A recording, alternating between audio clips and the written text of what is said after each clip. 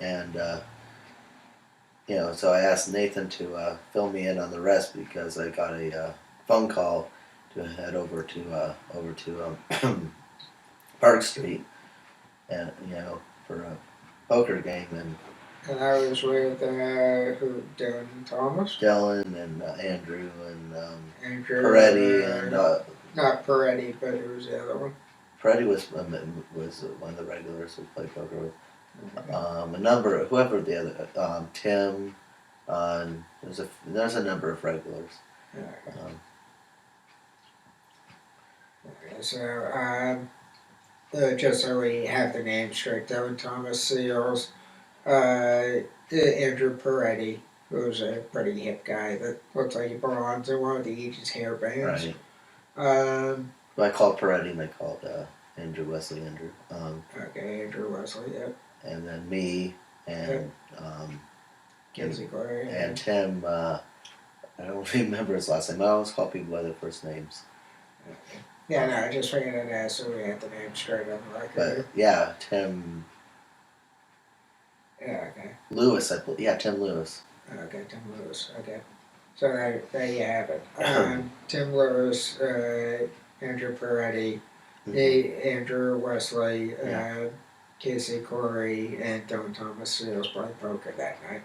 Yeah. And I sat through the rest of the emergency session up until they went into executive session because that was like the last of it, and then there was like 5 minutes at 9:00 p.m. that I wasn't there for. But I talked to Josh Lambert whenever he got back 2 days later from a binge drinking session. And he was, I think it was a binge drinking session, either that or he was just off with his girlfriend at that point, I forget which. But either way, he came back and he just was not pleased at all with the way that everything had gone down. Yeah.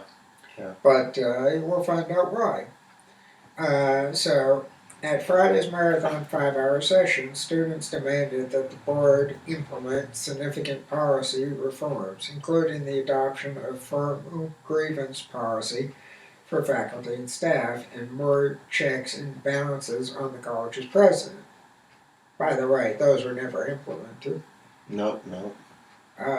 They also requested partial tuition reimbursement, which only some of them got, for students whose classes were disrupted by the dismissal of Professor Janice Groh. Yeah.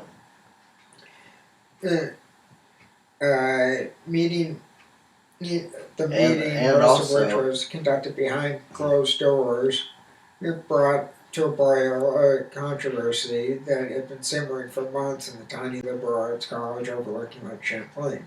And also, a lot of students were affected because you didn't have to have had a class with her. I mean, yeah, you're affected if you had a class with her, obviously, for certain reasons. There was people who went to her for writing tutoring, like I did, who were affected. Right. And then the ones who got the hardest hit, I would say, would be the people who were finishing up their degree projects that had her as a reader. Right. Well, we'll get into that momentarily because that pertains to this, and we've got a lot more memories connected to this thing. In September, representatives of the Student Government Association, SGA, also known as the BCS, Burlington College Student Association, began meeting with students, faculty, and staff with what was described to be a quote-unquote toxic and disruptive environment on campus, and which they blame on Burlington College President Jane O'Meara Sanders, which I cannot dispute, can you? No. 74 of the college's 170 students at that point, and 11 faculty and staff signed a petition calling for emergency meeting, expressing the view that there is a crisis of leadership, quote unquote, at the college. Quote unquote being around the crisis of leadership. Over the past 4 years, there's been more than 24 faculty and staff who left Burlington College, said SGA President Joshua Lambert in an interview. a lot of those were concerned. Were con- yeah, con- a lot of those who were concerned in, yeah, have to deal with the administrative practices of Jane Sanders and her administration. Easy sentence to get out clearly. Yeah, yeah. I don't know how he did it the first time. I stumbled over it 12 times, you just heard. Uh, you know, relations worsened on November 7th when Janice Grill, who a writing and literature professor who's been teaching at Burlington College since 2002, was dismissed just weeks before the end of the fall semester, disrupting coursework for dozens of students.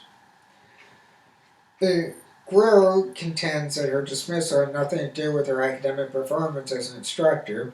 In 2006, she was voted Faculty Member of the Year, but insisted it was due to her public criticism of Sanders. In, in a June 3rd letter to Academic Affairs Committee Chair Bill Kelly, Grill charged Sanders' leadership style as and complained of an atmosphere of fear and censorship on campus. We were also getting into censorship as part of this. While I was once a favorite of President Sanders and one of her first hires, Burr wrote, over the time I have uh, serious concerns and questions about her process and policies. That means over the time that she was there, she had serious questions about that. It began specifically to ask questions about what I reviewed as I viewed as harassment and unethical treatment of other faculty and staff members, many of whom have since left the college disgruntled and angry, quote unquote. Mm-hmm. Yeah. And we will also attest to that, having sat through most of this. The article, I should mention, is significantly longer than what I'm going to be reading here, but what I'm reading are highlights of the article. Sanders said neither she nor the college's trustees are at liberty to discuss Grove's case. Sanders maintains that Grove's criticisms are unwarranted, particularly because she cannot refute or debate them with students or the press. Now, I should mention that she lied to several people, citing different reasons as to why it was time to dismiss Grill, but never quite said, oh, but I can talk about this. It was always, well, it had something to do with this matter, but I can't talk about it. Like to me, she said it had something to do with learning disabilities, but she couldn't talk about it. Mm. So, imagine how that went over. Especially since I have a learning disability, so just to refute that point, Casey and I both have diagnosed learning disabilities, and I'm guessing, as you know that, I know, Janice was not a problem with learning disabilities. As a matter of fact, she was a great help. Would you agree with that? Yeah, yeah. So, that's just to refute a claim that was mentioned in this article so far.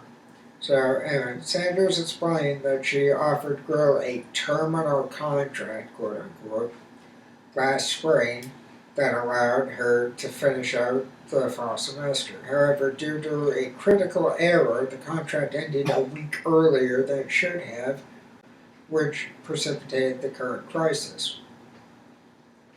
Now, mind you, her contract would have had to have ended somewhere around late September for that to even be possibly true. Yeah. But that would have been the beginning of or almost the beginning of the fall semester. But according to what Jane was telling us at the time, you'll remember, was that it ended 2 weeks before the end of the semester. So there's mass critical errors of information as far as this article is concerned, and as far as what Jane was telling people. Yeah. So please note several inconsistencies on this. In August, the American Association of University Professors, AAUP, I didn't know such thing, expressed concerns about Barrington College's lack of formal grievance policy for faculty. In a letter to Sanders, Robert Chrysler, or Cressier, don't ask me how to pronounce that, but it's Kreiser. Maybe it's Chrysler, I don't know. Let's say Chrysler, that's even argument. Senior programs officer at that place. This is Department of Academic Freedom, Tenure and Governance.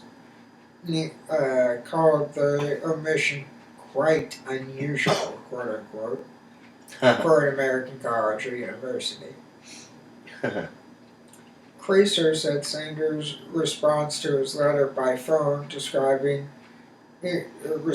to his letter via phone, describing the issue as internal personnel matter, which he also used with us, and declining his offer to help draft a new policy that meets with the AAUP's standards.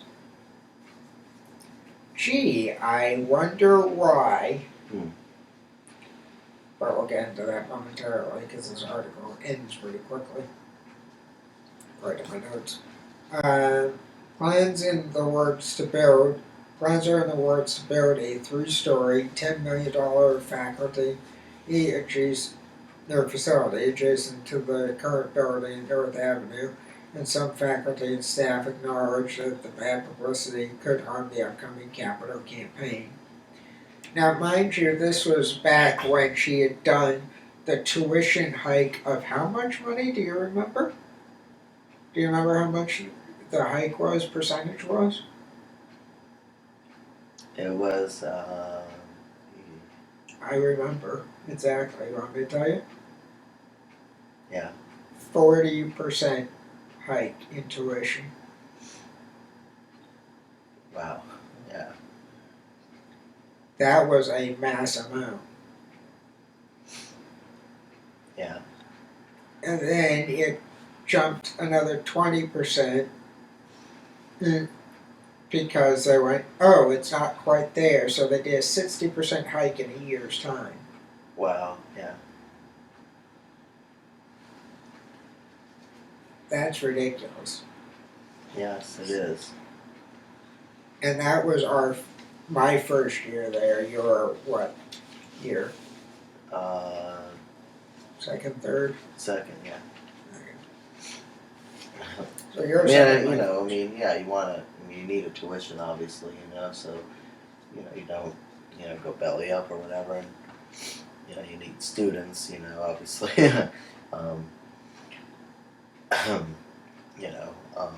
because that's how you pay your staff and faculty, although, right. Some big whale that lives above me doesn't really understand that. May I remind you of that big whale? I mean, that person. It has been awfully nice to you over the years. She has been nice to me, but how can you not understand that?